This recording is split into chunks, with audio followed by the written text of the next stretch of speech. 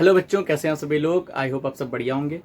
तो हम लोग पढ़ रहे थे क्लास 12th की फिजिक्स चैप्टर नंबर 2 यानी कि गॉस की प्रमेय तथा वैद्युत फ्लक्स। ठीक है, जिसमें हम लोग न्यूमेरिकल पढ़ रहे थे। इसकी सारी थ्योरी हो चुकी थी, प्लेलिस्ट बनी हुई है, आप जाके चेक कर सकते हैं।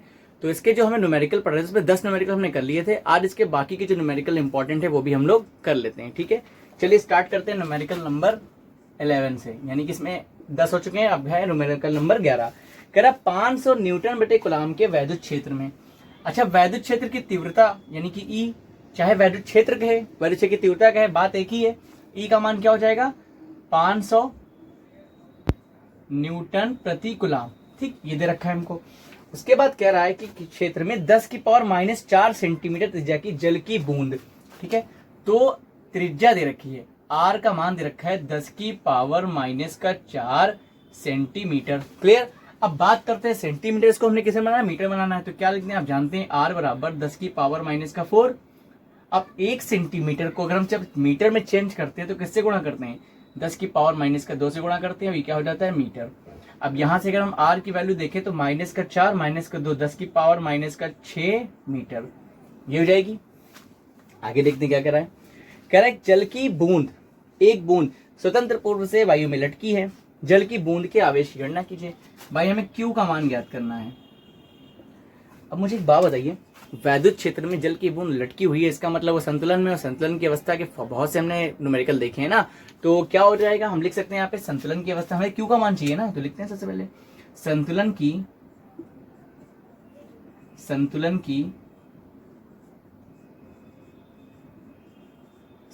की अवस्था में। ठीक है, संतुलन की अवस्था में हम जानते क्या होता है, आपने पढ़ा था QE बराबर mg, क्योंकि कोई बूंद अगर लटकी हुई है तो इसके ऊपर mg तो नीचे लगेगा। इसका मतलब कोई ना कोई फोर्स काम करना चाहिए ऊपर की ओर, जो इसको क्या करे, बैलेंस करे। और वैद्युत क्षेत्र है तो ये फोर्स कौन सा होगा? QE होगा, आप जानते हैं। क्लियर। तो यहाँ से हम कह सकते हैं संतुलन की अवस्था में QE किसके बराबर होना चाहिए? mg के होना चाहिए। हमें निकालना है क्या है? Q निकालना है। तो Q इज इक्वल टू क्या हो जाएगा? mg के बटे में E। हाँ भाई, तो m तो नहीं पता, सबसे बड़ी मसला ये। जब m ही नहीं पता तो हम निकालेंगे कैसे? ठीक है, चलिए देखते हैं। अब m नहीं पता है, लेकिन हमें बूंद की त्रिज्या पता है। और बूंद कैसी होती है? गोल होती है। अब बूंद गोल होती है तो गोले का कुछ ना कुछ आयतन होता है। तो आयतन अगर पता चल गया हमको तो हम घनत्व भी जानते हैं। जल का कितना होता है? 10 की पावर 3 होता है। चलो, घनत्व भी पता चल गया, तो क्या द्रव्यमान निकल सकता है? हाँ बिल्कुल। घनत्व बराबर क्या होता है? द्रव्यमान बटे आयतन होता है ना। तो अगर हम इसको यहाँ पे इक्वेशन फर्स्ट कह दें तो यहाँ पे हम क्या लिख सकते हैं? चूंकि क्या लिखेंगे? घनत्व बराबर क्या होता है? द्रव्यमान बटा आयतन। अगर हम द्रव्यमान को m से लिखें, आयतन को v से लिखें, तो घनत्व क्या हो जाएगा? d हो जाएगा। सिंपली d रख सकते हैं। तो यहां से अगर हम m की वैल्यू देखें तो m बराबर d इंटू वी हो जाएगा। भाई घनत्व इंटू आयतन। तो एक बात बताइए मुझे, m बराबर घनत्व, जल का घनत्व रखेंगे 10 की पावर 3 किलोग्राम प्रति मीटर क्यूब, आप जानते हैं जल का घनत्व होता है। उसके बाद आयतन, बूंद होती है गोल, गोले का आयतन 4/3 पाई आर क्यूब। आर क्या होती है? त्रिज्या होती है। ठीक है, ये हमें पता चल गया। अब जब ये हमें पता चल गया है तो क्यों ना इस m की वैल्यू हम इक्वेशन नंबर फर्स्ट में रख दें। चलिए रखते हैं। तो क्या लिखेंगे? समीकरण 1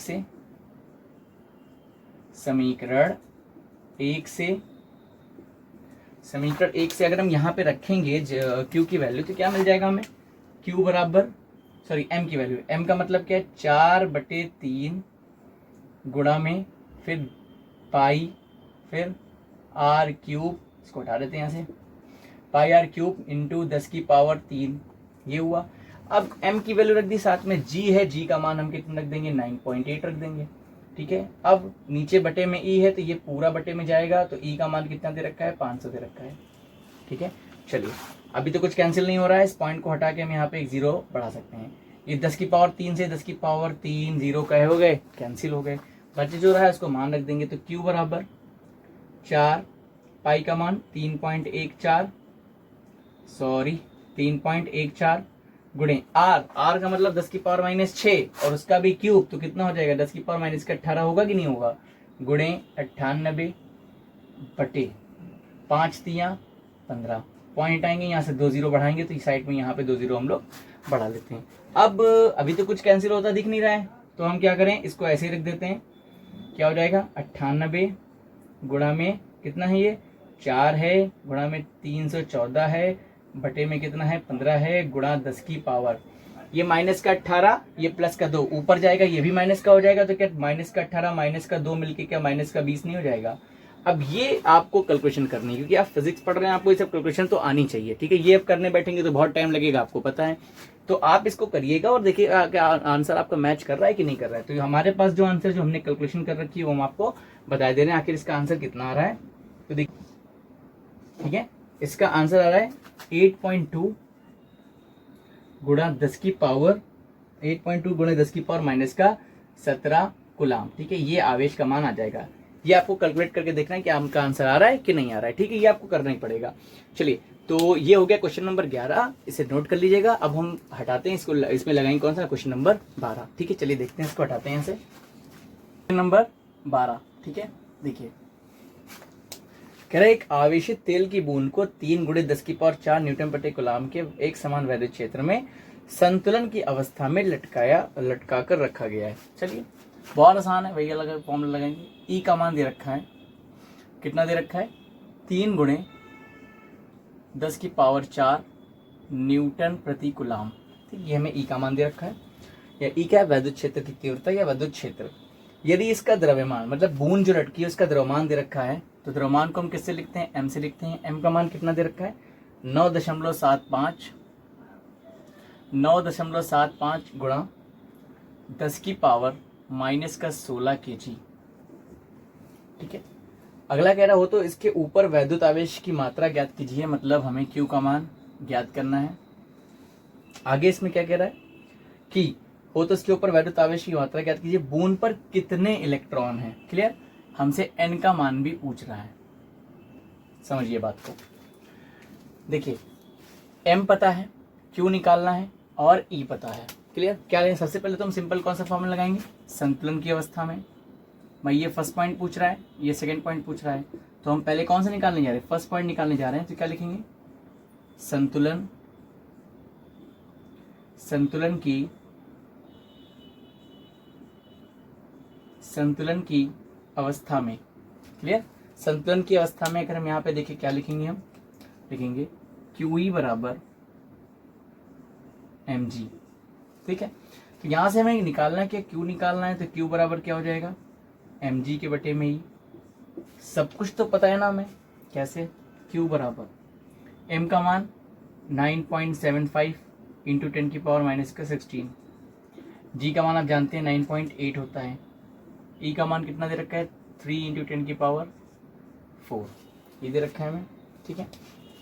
अब देखिए, यहाँ से हम इस पॉइंट को हटाएंगे तो 2 जीरो आएंगे, इस पॉइंट को हटाएंगे तो ये भी 2 जीरो यहाँ पे आ जाएंगे, 3 जीरो, टोटल कितने जीरो हो जाएंगे भाई, 3 जीरो हो जाएंगे। अब देखिए, 7 5 12, 12 और 9 21, ये 3 से चला जाएगा, काट के देख लेते हैं। 3 1 कम 3, 3 3 9, कितना बचा 7, 3 दूनी 6, 3 5 15, तो कुल मिला के Q का मान हमें कितना मिल गया, 325 इंटू 98 इंटू 10 की पावर। देखिए, बहुत कायदे से देखिए, 10 की पावर 4, 10 की पावर 3, 10 की पावर कितना हो गया, 7 हो गया। अब ये 10 की पावर 7 जब ऊपर जाएगा तो किस में हो जाएगा, माइनस में हो जाएगा।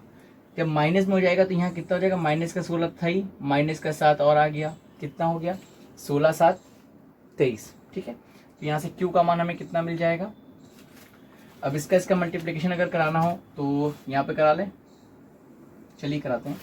देखिए, 325 98, 8 पंजे 40 का 0 हासिल लगा 4, 8 दूनी 16 4 20 का 0 हासिल लगा 2, 8 3 24 और 2 26, ठीक। इसके बाद 9 से करिए, 9 5 45 का 5 हासिल कितना लगा 4, 9 दूनी 18 4 22 का 2 हासिल लगा 2, 9 3 27 2 29, ठीक है। यहाँ देखिए 0 5 6 2 8 9 2 11 और ये 3, ये आ गया। यानी कि हमें Q का मान कितना मिला, 31 850 गुणा 10 की पावर 16 और 7 23 ही तो हुआ, 23 हुआ ना, ठीक, क्लियर है सब। अब देखिए, कुछ रह गया क्या यहाँ पे, नहीं, सब ठीक है। देखिए, अगर हम 1 2 3 4 पॉइंट कहीं यहाँ पे होगा, आप जानते हैं बाएं साइड जब पॉइंट खिसकाते हैं तो घात में एक क्या होता है, प्लस होता है, यहाँ माइनस का 23 है, और जब दाएं साइड खिसकाते हैं तो घातें माइनस होती हैं। तो अगर हम यहाँ से हम बाएं साइड खिसकाएं, पॉइंट यहाँ कहीं होगा, 1 2 3 4, 4 बार जब इधर खिसकाएंगे तो इधर क्या बचा, इसको छोड़ दिया, 3.18 इंटू 10 की पावर, इधर क्या माइनस का 23 था और प्लस का 4 हो जाएगा कि नहीं हो जाएगा, क्योंकि बाई साइड खिसका रहे हैं तो प्लस होगा। तो यहाँ से क्यू बराबर कितना मिला, 3.18 इंटू 10 की पावर कितना, माइनस का 19। ठीक है, समझ गए, 19 ही बचा, 19 कुलाम। या इसको हम क्यू बराबर लिख सकते हैं, 8 है, 8 का 1 इधर आ जाएगा, 2 हो जाएगा, तो कितना होगा, 3.2 इंटू 10 की पावर माइनस का 19 कुलाम। ये हमारे पास क्या आ गया, आवेश आ गया, यानी फर्स्ट पॉइंट आ गया। क्लियर। लेकिन हमसे यहाँ सेकंड पॉइंट में पूछ रहा है कितने इलेक्ट्रॉन, ये भी तो पूछ रहा है। देखिए आगे क्या कह रहा है, बूंद पर कितने इलेक्ट्रॉन हैं। तो एक बात बताइए मुझे, Q बराबर क्या होता है, N ही होता है, तो N निकालना है, N बराबर क्या हो जाएगा, Q अपॉन E हो जाएगा। देखिए N बराबर Q का मान 3.2 इंटू 10 की पावर माइनस का 19। नीचे देखिए E यानी कि इलेक्ट्रॉन पे आवेश कितना होता है, इलेक्ट्रॉन की बात कर रहा है ना, तो आवेश इलेक्ट्रॉन का रखेंगे, 1.6 इंटू 10 की पावर माइनस का 19 कुलाम। 10 की पावर माइनस 19, 10 की पावर माइनस 19 कैंसिल, पॉइंट से पॉइंट कैंसिल, 16 दूना 32, यानी कि N बराबर कितना आ गया, 2 आ गया। यानी कितने इलेक्ट्रॉन पूछा, बूंद पर कितने इलेक्ट्रॉन है, तो 2 इलेक्ट्रॉन है। ये आपका पूरा क्वेश्चन सॉल्व हो गया। इसे सॉल्व कर लिए, सॉरी इसे जो है नोट कर लीजिएगा वीडियो पॉज करके। अब देखते हैं नेक्स्ट क्वेश्चन, क्वेश्चन नंबर 13। ठीक है, चलिए इसे देख लीजिएगा। 13 क्या कह रहा, देखिए कह रहा तेल की एक बूंद जिस पर 12 अधिक के इलेक्ट्रॉन है, मतलब इलेक्ट्रॉनों की संख्या दे रखा है, तो N का मान कितना दे रखा है, 12 दे रखा है। आगे कह रहा है 2.55 गुणे 10 की पावर 4 न्यूटन कूलम के एक समान वैद्युत क्षेत्र में स्थिर लटकी है। सीधी सी बात है भाई, E का मान फिर हमें दे रखा है 2.55 गुणे 10 की पावर कितना, 4 न्यूटन प्रति कूलम के वैद्युत क्षेत्र में लटकी है। लटकी मतलब संतुलन की अवस्था है, संतुलन की अवस्था मतलब Q बराबर mg। ठीक है, इससे लटकी है। कह रहा तेल का घनत्व, तो तेल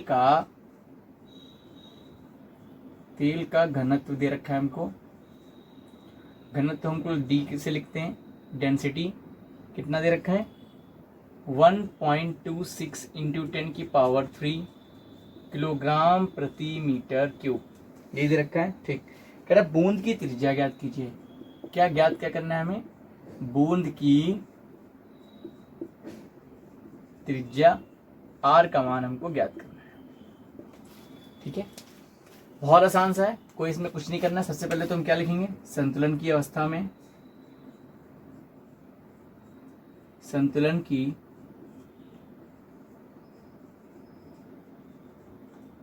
अवस्था में, संतुलन की अवस्था में क्या हो जाएगा, QE बराबर mg। ठीक है, लेकिन हमें निकालना क्या, R निकालना है, तो क्या हम लिख सकते हैं, QE बराबर है M की जगह, M तो पता ही नहीं ना, तो M की जगह क्या ले सकते हैं, D इंटू वी लिख सकते हैं, यानी कि घनत्व इंटू आई, अभी देखा कैसे, इंटू G। अब हमें Q भी तो नहीं पता, लेकिन हमें N पता है, और N पता है, और इलेक्ट्रॉन की बात कर रहा है, अधिक के हैं, यानी कि इलेक्ट्रॉन पे आवेश पता है। E का मान कितना होता है भाई, E का मान कितना होता है, 1.6 इंटू 10 की पावर माइनस 19 कुलाम। तो हम Q की जगह पे, या इसको अगर हमें निकालना है कि R निकालना है ना, चलिए Q की बराबर क्या लिख सकते हैं, NE लिख सकते हैं, NE into capital E upon V, D और G नीचे आ जाएगा, इधर बचेगा क्या, V ही तो बचेगा सिर्फ, यानी कि आयतन की बात हो रही है। और गोले की बात, देखिए बूंद गोल होती है, गोले का आयतन निकालेंगे तो हमें क्या मिलेगा, यहाँ पे हमें मिलेगा 4/3 पाई R क्यूब। R क्या होती है, त्रिज्या होती है, बराबर NE E upon DG। Clear. तो यहाँ से अगर हम इसको गुणा करना चाहें तो R क्यूब की वैल्यू हमें क्या मिल जाएगी, देखिए 3 इससे गुणा करेगा, यानी कि 3NE कैपिटल E अपॉन 4 इससे मल्टीप्लाई करेगा 4DG, और ये पाई भी तो आएगा साथ में, पाई, यानी कि R की वैल्यू क्या मिल जाएगी, अंडर रूट। भाई ये स्क्वायर होता तो अंडर रूट होता, लेकिन यहाँ पे क्या है, क्यूब है, क्यूब रूट मिलेगा ना उधर जाके, तो क्या हो जाएगा 3NE capital E upon 4DG पाई। मुझे एक बात बताइए, क्या सारे मान आपको पता है, देखिए 3 तो पता ही है, N ये दिया, E ये दिया, कैपिटल E ये दिया, नीचे देखिए 4 पता है, D यहाँ पे दे रखा है, G 9.8, और पाई 3.14। सारे मान रख के इसको कैलकुलेशन करिएगा, इसका क्यूब निकाल लीजिएगा। ये आप पे हम छोड़ रहे हैं, ठीक है, क्योंकि बहुत बड़ा जाएगा, बहुत समय लगने वाला है। तो क्या लिखेंगे, आर का मान देखिए कितना आ जाएगा, यह आ जाएगा 9.82 इंटू 10⁻⁻4 मिलीमीटर। ठीक है, मीटर में आएगा, आप इसको मीटर में बना लीजिएगा।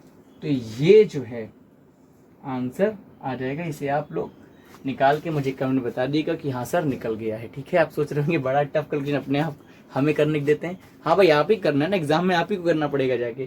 तो ये कैलकुलेशन आपको करना है। ठीक है, चलिए इसे वीडियो को पॉज करके स्क्रीनशॉट ले लीजिए या इसे नोट कर लीजिए। ठीक है, अब देखते हैं नेक्स्ट क्वेश्चन, क्वेश्चन नंबर 14।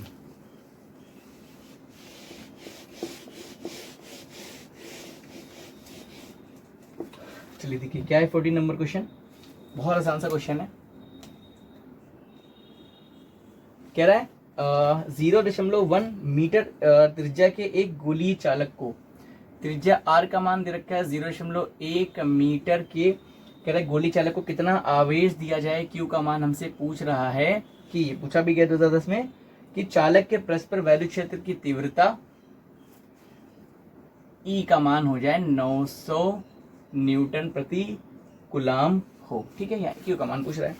मुझे एक बात बताइए, गोली चालक है और चालक पर जब हम आवेश देते हैं तो क्या होता है, इसके पूरे अंदर तो नहीं होता है चालक पर। देखिए आवेशित गोली कोश होता है, चालक या चालक, तो उसके जितना भी आवेश देते हैं पृष्ठ पे एकत्रित हो जाता है, भीतर तो नहीं होता है। और इसी तरह से अगर गोली चालक है तो गोली चालक भी इसी भांति व्यवहार करेगा। इस पे भी क्या होगा, पृष्ठ पे, पूरे पृष्ठ पे जो है आवेश क्या हो जाएगा, मतलब गोली चालक का मतलब ठोस गोला जिसे कहेंगे। ठीक है, वो गोली कोश की बात हो रही थी जो खोखला था। यहाँ अगर ठोस गोली चालक भी होगा तब भी उसके पृष्ठ पे ही आवेश फैलेगा, अंदर नहीं होगा। लेकिन अगर गोला अचालक है, यानी कि ठोस गोला अचालक है, तो आवेश उसके पूरे आयतन में फैलता है। तो उसके लिए फॉर्मूले अलग हो जाते हैं। तो यहाँ देखिए, अगर इसके पृष्ठ पे फैला है और इसे केंद्र से हम मान लीजिए इसकी त्रिज्या r मान लें, तो इस पे वैद्युत क्षेत्र की तीव्रता का जो फॉर्मूला होता है वो कितना होता है, E बराबर 1/4 pi epsilon not q upon त्रिज्या का स्क्वायर, यानी कि हम r स्क्वायर मान सकते हैं यहाँ से। क्लियर, यही होता है ना। अभी जो हमने उसके अनुप्रयोग पढ़े होंगे तो आप देखिएगा जाके, सब फॉर्मूले निकाले हुए हैं। तो जब ये हमें पता है और हमें q का मान निकालना है तो क्यों ना हम लिख दें, चूंकि फॉर्मूला क्या होता है, E बराबर 1/4 pi epsilon not q upon r square. ठीक है, मुझे एक बात बताइए, E का मान तो पता है, खैर कोई बात नहीं, 900 है। कूलाम का नियम पढ़ा होगा तो ये तो जानते होंगे, 1/4 पाई एप्सिलॉन नॉट का मान कितना होता है, 9 गुणे 10⁻9। क्यों भैया नहीं पता, r स्क्वायर की जगह 0.1 तो दो जगह 0.1 इंटू 0.1।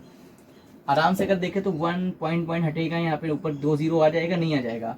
ये 9 से 9 क्या हो जाएगा, कैंसिल हो जाएगा। ये 2 0 से ये 2 0 कैंसिल हो जाएंगे। मिलेगा क्या हमें, ये अगर हम देखें तो 10⁻9 नीचे आ जाएगा ना, ये यहाँ 1 बचा और ये 10⁻9 नीचे है, 10⁻9। ठीक है ना। अब ये ऊपर जाएगा तो क्या हो जाएगा, 10⁻−9 हो जाएगा, नहीं हो जाएगा, -9 कूलाम। ये क्या हो गया, गोली चालक के पृष्ठ पे कह रहा है कितना आवेश दिया जाए कि उसके पृष्ठ पे इतनी वैद्युत क्षेत्र की तीव्रता हो जाए, तो कितना देना चाहिए, 10⁻−9 कूलाम आवेश देना होगा। तो ये हो गया क्वेश्चन नंबर 14, नोट कर लीजिए। तो अब देखते हैं नेक्स्ट क्वेश्चन, क्वेश्चन नंबर 15। ठीक है,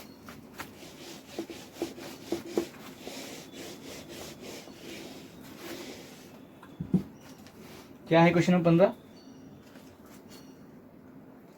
चलिए। कह रहा 10 सेंटीमीटर त्रिज्या के धातु के एक अचालक गोले को मान लीजिए कैपिटल आ रहा है। देखिए क्वेश्चन क्या कह रहा है, धातु के एक अचालक गोले को, क्लियर, अचालक गोला है यानी कि आवेश उस पूरे आयतन में फैलेगा। तो r का मान दे रखा है 10 सेंटीमीटर। अब हम चेंज करना जानते हैं, लिख सकते हैं 10 गुणे 10⁻⁻2 मीटर, या r का मान हमें मिल गया 10⁻1 - 2, क्या मिला, 10⁻1 मीटर। ठीक है, आगे देखिए, कह रहा है अचालक गोले को वो 1 माइक्रो कूलाम का आवेश एक समान रूप से पूरे आयतन में वितरित है। ठीक है, तो Q का मान कितना है, 1 माइक्रो कूलाम, मतलब 1 गुणा 10⁻⁻6 कूलाम। ये Q का मान मिल गया। आगे क्या कह रहा है, इसके कारण, मतलब एक गोला है, समझ लीजिए पहले, एक गोला है, इस पे आवेश वितरित है, कितना, इस पे आवेश वितरित है 1 माइक्रो कूलाम। अब इसकी त्रिज्या हमने क्या मानी है, इसकी त्रिज्या हमने r मानी है। पहला वैद्युत क्षेत्र, इसके कारण वैद्युत क्षेत्र की तीव्रता ज्ञात करनी है भाई। ये पूरा का पूरा डेरिवेशन कराया हुआ है, आप पिछली वीडियोस देखे जाके। अचालक गोले के कारण वैद्युत क्षेत्र की तीव्रता कहाँ थी, एक तो बाह्य बिंदु पर थी, एक पृष्ठ पे थी, एक भीतर थी, क्योंकि इसके भीतर भी आवेश है। क्लियर। तो मान लेते हैं, क्या लिखेंगे, देखिए सबसे पहले फर्स्ट पॉइंट पे क्या पूछ रहा है, फर्स्ट पॉइंट में पूछ रहा है हमसे गोले के केंद्र से 20 सेंटीमीटर की दूरी पर निकालना है वैद्युत क्षेत्र से। तो क्या निकालना है, क्या लिखेंगे, गोले के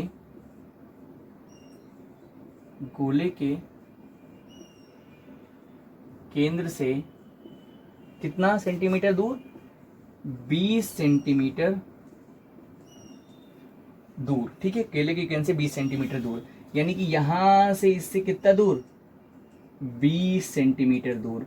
ठीक है, मान लिया ये कितनी दूर हमने माना है, r दूरी पर, और r बराबर कितना मान ले, 20 सेंटीमीटर मान ले, यानी कि बिंदु P मान लिया, उस पर वैद्युत क्षेत्र की तीव्रता ज्ञात करनी। तो क्या फॉर्मूला होता है, E बराबर होता है 1/4 pi epsilon not Q upon r square. Simply formula होता है, r क्या होता है, केंद्र से, केंद्र O माना जिससे r दूरी पर वैद्युत क्षेत्र की तीव्रता। ठीक, अब मुझे एक बात बताइए, E का मान निकालें अगर यहाँ से 1/4 पाई एप्सिलॉन नॉट का मान क्या रखेंगे, 9 × 10⁹।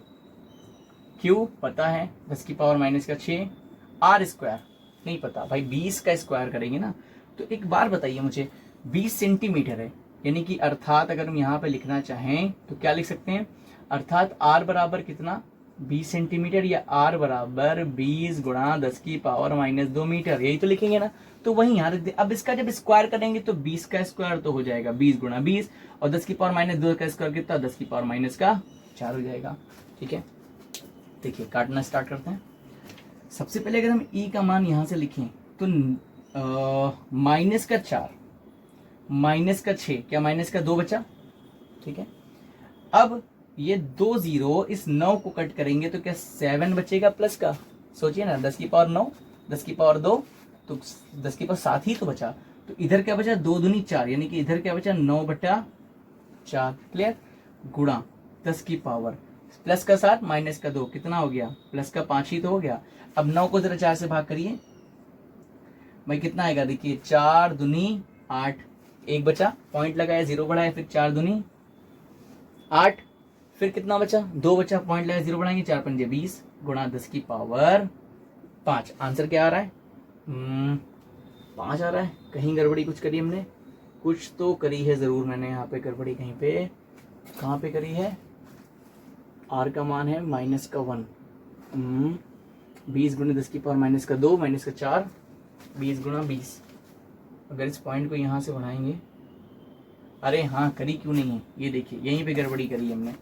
देखिए भाई 9 को भाग करना है 4 से, 4 दूनी 8, एक बचा, पॉइंट लगाया 0 बढ़ाया, 4 दूनी 8, कितना बचा, 2 बचा, 20 पॉइंट लगाया 0 बढ़ाया, 4 पंजे 20। अरे वही गलत कर रहे थे भाग, 2.25 × 10⁵ न्यूटन प्रति कूलाम। ये कब निकली, केंद्र से r दूरी पर निकल आया। अब हमें क्या पूछ रहा है, हमें सेकंड पॉइंट भी पूछ रहा है, चलिए देखते हैं। सेकंड पॉइंट कह रहा है गोले के पृष्ठ पर। ठीक है, मुझे एक बात बताइए, किसी बिंदु P को उठा के अगर हम पृष्ठ पे रख दें तो ये r इस कैपिटल R के बराबर हो जाएगा ना, हो जाएगा नहीं हो जाएगा, यानी कि इस r की जगह हम ये वाला r रखेंगे, ये वाला r हमें ये पता हुआ है। ठीक, तो क्या लिखेंगे यहाँ पे, इसको हटाते हैं यहाँ से। चलिए अगर इसे हम हटाना चाहें यहाँ से सेकंड पॉइंट, तो सेकंड पॉइंट में क्या करा है, गोले के पृष्ठ पर। ठीक है, तो गोले के पृष्ठ पर लिखते हैं यहाँ पे, गोले के पृष्ठ पर। मुझे एक बात का जवाब दीजिए, गोले के पृष्ठ पर E का फॉर्मूला क्या सेम यही हो जाएगा, 1/4 पाई एप्सिलॉन नॉट, क्या आ जाएगा, Q तो था, और कैपिटल R स्क्वायर हो जाएगा कि नहीं हो जाएगा। आप तो देखिए यहाँ पे भाई, ये जो स्मॉल r था, ये कैपिटल, जब पॉइंट को ले आए पृष्ठ पर तो यही r कैपिटल R बन गया। तो अब यहाँ से मान रख दीजिए, E बराबर 9 × 10⁻9 गुणा Q का मान 10⁻⁻6, R का मान 10⁻⁻1 है, स्क्वायर करेंगे 10⁻⁻2 हो जाएगा, माइनस का 2 काटेंगे, माइनस का कितना बचेगा, 4 बचेगा, प्लस का 9 माइनस का 4, तो E बराबर कितना आ गया, 9 × 10⁵ न्यूटन प्रति कूलाम। ये आ गया आंसर आपका सेकंड पॉइंट का। क्लियर। अब देखते हैं इसका थर्ड पॉइंट। देखिए पहले इसको समझ लीजिए, ये गोला था, इसकी त्रिज्या कितनी थी, r थी, और इसके अब मान लिया बाहर नहीं, कुछ r' दूरी पर रखा हुआ है बिंदु P। मान ली यहां से कोई, इसके भीतर की बात हो रहा है ना, ये आवेश इसके आयतन में फैला हुआ है। तो अब क्या कह रहा है क्वेश्चन में, कह रहा है गोले के भीतर केंद्र से 4 सेंटीमीटर दूर, मतलब केंद्र से, अब ये कितना था, 10 सेंटीमीटर था, तो ये 4 ही सेंटीमीटर दूर पूछ रहा है। तो यानी कि हमें कह सकते हैं, चलिए हम यहां से कह सकते हैं गोले के केंद्र से, देखिए इसका फॉर्मूले से प्रूफ कराएं आप, देखिएगा जाके, गोले के केंद्र से 4 सेंटीमीटर दूर, अर्थात अब जो r होगा वो हम किस में बदल जाएगा, मान लीजिए r' ले लिया हमने, r' का मान कितना है, 4 सेंटीमीटर, या हम इसको कह सकते हैं r' बराबर 4 गुणे 10⁻⁻2 मीटर। अच्छा एक बात और, गोले के केंद्र से जब हमने अचानक गोले के कारण वैद्युत क्षेत्र की तीव्रता गोले के भीतर पड़ी थी, तो फॉर्मूला वैद्युत क्षेत्र का क्या निकल के आया था, E बराबर आया था 1/4πε0, ठीक है, क्या होता है, QR' R, ये फॉर्मूला होता है, इसको प्रूफ कराया था। ठीक है, तो मान रख दीजिए आंसर आ जाएगा, देखिए E बराबर 9 गुणे 10⁻9 गुणा Q का मान ये रहा 10⁻⁻6, R' ये रहा ना 4 गुणा 10⁻⁻2, नीचे R क्यूब, भाई R का मान 10⁻⁻1 है, इसका क्यूब करेंगे 10⁻⁻3 होगा कि नहीं होगा, हो जाएगा सर। हाँ, तो अब कुछ कैंसिल हो रहा है, -3 से -6 गया तो क्या माइनस का 3 ही बचा, ठीक है, -3 -2 कितना हुआ, -5 और प्लस का 9 कितना हुआ, प्लस का 4 ही तो बचा। तो E का मान कितना मिल गया, 9 चौक 36 गुणा 10⁻9 था प्लस का, माइनस का 5, क्या यहाँ पे हमको प्लस का 4 बचा। अब एक पॉइंट इधर लाएंगे तो जुड़ जाएगी, तो E बराबर 3.6 × 10⁻, क्या हो गया 5 न्यूटन प्रति कूलाम। ये क्या आ गया, गोले के पृष्ठ से, गोले के केंद्र से 4 सेंटीमीटर दूर, और यहाँ पे क्या था, गोले के केंद्र से 20 सेंटीमीटर दूर, और ये क्या था, गोले के पृष्ठ पे। ये तीनों आंसर आपके आ चुके हैं, इसे आप लोग जो है नोट कर लीजिए। अब देखते हैं नेक्स्ट क्वेश्चन, क्वेश्चन नंबर 16, और बहुत इंपॉर्टेंट क्वेश्चन है, 16 नंबर, देखिएगा जरूर। चलिए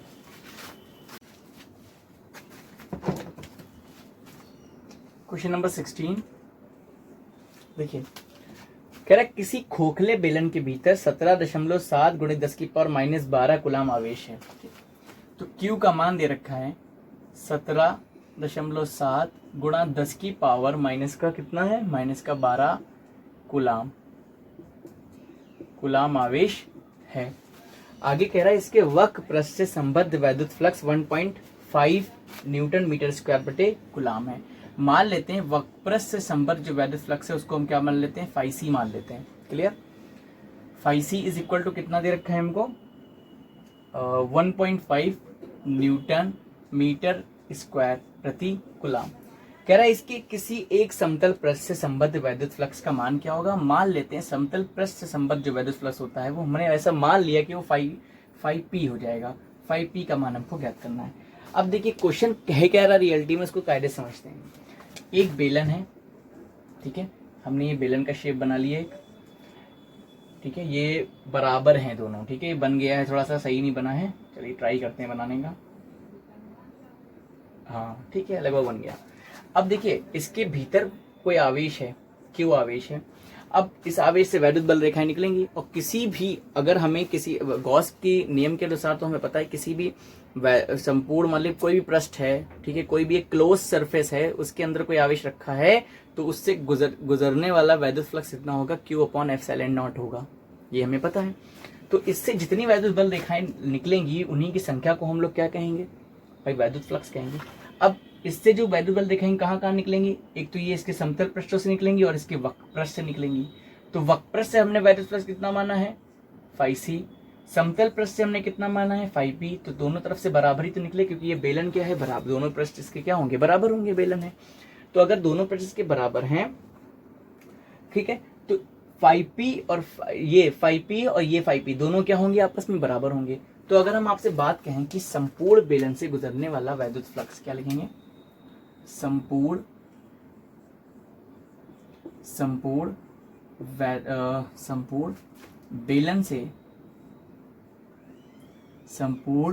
बेलन से बाहर निकलने वाला या गुजरने वाला, ठीक है, या ऐसे लिख सकते हैं हम लोग, संपूर्ण बेलन से संबद्ध, ठीक है, संपूर्ण बेलन से संबद्ध वैद्युत फ्लक्स, संपूर्ण बेलन से संबद्ध वैद्युत फ्लक्स क्या हो जाएगा, हम कह सकते हैं फाई, ठीक है, phi E is equal to क्या हो जाएगा, एक तो ये निकल रहा है फाई पी, फिर उसके बाद कहाँ से निकल रहा है, इसके वक्र पृष्ठ से निकल रहा है फाई सी, फिर कहाँ से निकल रहा है, इसके फाई पी, यानी कि दूसरे वाले समतल पृष्ठ से निकल रहा है।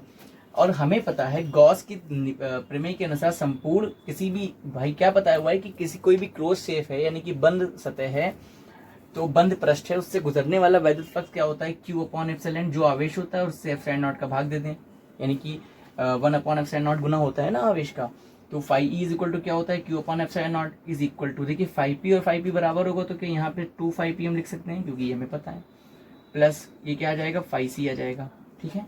आगे देखते हैं, चलिए इधर देखते हैं, बहुत आसान सा क्वेश्चन है, बस थोड़ी सी बातें समझना है भाई। हमें क्या करना है, संपूर्ण प्रश्न निकाल लें, इससे हमको पता है संपूर्ण प्रश्न में से अगर ये वाला निकाल देंगे हम, तो हमें इससे और इससे निकलने वाला पता चल जाएगा, और वो कितना होगा भाई, 2 जगह निकल रहा होगा, दोनों जगह सेम निकल रहा होगा, तो हम क्या कर देंगे, उसका आधा कर देंगे, यही करना होगा ना, तो इसी को हम कर रहे हैं यहाँ पे। तो क्यू का मान सबसे पहले हमें क्या दे रखा है, 17.7 गुणा 10 की पावर माइनस का 12, ठीक है, थोड़ा सा बढ़ा के लिख दें, गुणा 10 की पावर माइनस का 12, एप्सिलॉन नॉट निर्वात की वैद्युतशीलता होती है, आपको रटा होगा 8.85 इंटू 10 की पावर कितना माइनस का 12 इज इक्वल टू, आगे देखिए 2 फाई पी, तो फाई पी हमें नहीं पता, ये तो हमें निकालना है, प्लस फाई सी का मान है 1.5। मुझे बताइए यहाँ से अगर हमें पॉइंट इन हटाना है, यहाँ अगर 0 बढ़ा लेते, ये पॉइंट से पॉइंट क्या हो जाएगा, कैंसिल हो जाएगा। 885 को 2 से भाग करो, यानी कि 2 से गुणा करो, 1770 आता है। क्लियर, इस टाइप का क्वेश्चन हमने किया था। 885 गुणा 2, तभी याद है, वरना 885 पढ़ा यहाँ याद होगा। 885 दूना 1770, और ये 10 की पावर माइनस के 12, 10 की पावर माइनस का 12 क्या हो गया, कैंसिल हो गया। तो कितना हो गया यहाँ से, 2 ही तो बचा सिर्फ, 2 और 1.5 इधर आएगा तो माइनस में जाएगा, माइनस का 1.5 is equal to 2 phi P. Clear. मुझे एक बात बताइए, यहाँ से अगर हम 2 फाई पी पूछें आपसे कितना हो जाएगा, तो ये हो जाएगा 2 में से 1.5 चला जाएगा, क्या आधा ही तो बचेगा, 0.5। अगर हम इसको पॉइंट्स को हटा दें तो यहाँ क्या आ जाएगा, 0 आ जाएगा। तो 5p इज इक्वल टू क्या हो जाएगा, 5/2.20। क्लियर। 5 एकम 5, 5 अक्कू 20। तो यहाँ देखिए 5p का मान कितना आ गया, 1/4, और 1/4 को हम क्या लिख सकते हैं भाई, 1/4 का मतलब क्या होता है, 0.25 भाई, भाग करेगा यही तो आइएगा ना। ठीक, तो 0.25 न्यूटन इंटू मीटर स्क्वायर बटे कुलाम, दिख रहा है आपको। ठीक है, न्यूटन टू मीटर स्क्वायर बटे कुलाम। ये इसके किसी भी एक, क्योंकि यहाँ से हमें जो ये निकला है वो दोनों समतल पृष्ठों से निकला है, पर क्या कह रहा था, किसी एक समतल पृष्ठ से। तो यहाँ पे क्या पूछ रहा है, किसी एक समतल पृष्ठ से गुजरने वाले संबद्ध वैद्युत फ्लक्स हमें निकालना था। तो वही हो गया, कितना हो गया, 0.25 न्यूटन मीटर स्क्वायर बटे कुलाम। ठीक, यहाँ पहला चैप्टर हो गया वैद्युत आवेश तथा कुलाम का नियम। उसके बाद ये दूसरा चैप्टर था, ये आपकी खंड आ पहली बुक चल रही थी, जिसमें खंड आ है, जहाँ तक आपके टोटल फर्स्ट बुक में कितने चैप्टर, 12 चैप्टर लगभग। ठीक है, तो ये फर्स्ट बुक चल रही थी। अब हम स्टार्ट करेंगे सेकंड बुक, क्योंकि दोनों बुक साथ में लेके चलेंगे। ठीक, यानी कि अब जो नेक्स्ट वीडियो आएगी वो आएगी प्रकाशिकी चैप्टर का। पहला चैप्टर जो है प्रकाश का परावर्तन तथा अपवर्तन। ठीक है, तो उससे आएगा।